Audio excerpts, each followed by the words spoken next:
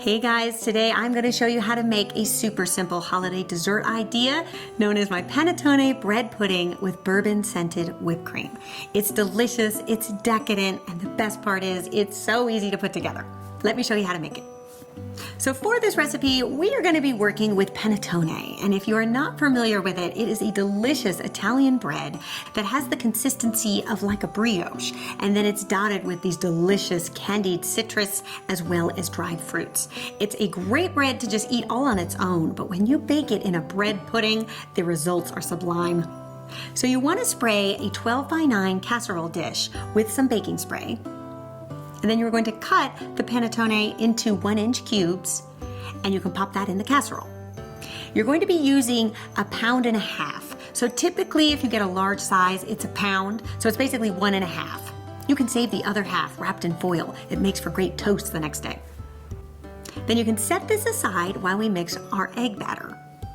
So I like to do this in a large 4-cup Pyrex pitcher because it'll make it really easy to pour this custard over the bread once it's done. So you're gonna crack in 12 eggs. I know, but it's a lot of bread and it does make this really custardy and delicious. So it does take a full dozen. 2 cups of heavy cream. I know, but it is the holidays. I promise I'll give you some healthy recipes once we hit the new year. But the heavy cream is gonna make this really rich and delicious. And it's also gonna help the bread pudding keep its shape when we cut it into squares.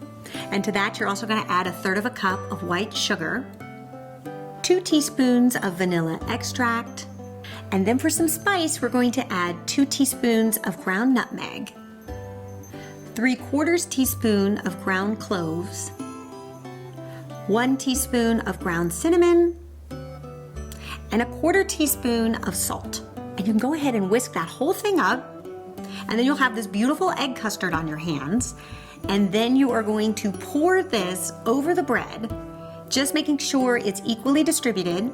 And one of the things I like to do at this stage is to actually not submerge those top cubes of bread. You can put a little custard on it, but don't actually totally submerge it, only because that will allow that bread to toast up and get nice and crunchy on top after it's baked. And I think that's a great textural thing when you have bread pudding that has a little crunch on top and then it's really silky and smooth and custardy underneath. Then you're gonna cover your casserole with some foil and you can place in the fridge. You can do either overnight or 4 hours. Then you're gonna bake at 350 covered for 30 minutes. And then after that, you're gonna remove the foil and allow it to bake for another 10 to 15 minutes. You'll know that it's done when that bread pudding is puffed up and golden brown. And you can allow it to cool slightly. And then what I like to do is dust a little powdered sugar on top. And then you can go ahead and cut it into some nice generous squares. And then we're gonna serve this with a dollop of my bourbon scented whipped cream. I think it's a really great flavor combination to have some soft whipped cream that has a little bit of alcohol in it. But if you don't drink, you could definitely leave it out. Or another thing you could do is add a teaspoon of rum extract to the whipped cream. And I'll leave you all these recipes in the description. I hope you guys give this one a try and let me know what you think. And I will actually see you back here tomorrow when I'm going to be posting my 4th and final episode in my Holiday Helper series. I'm going to show you how to put together 3 festive table settings to make your holiday meals extra special. Until then, bye.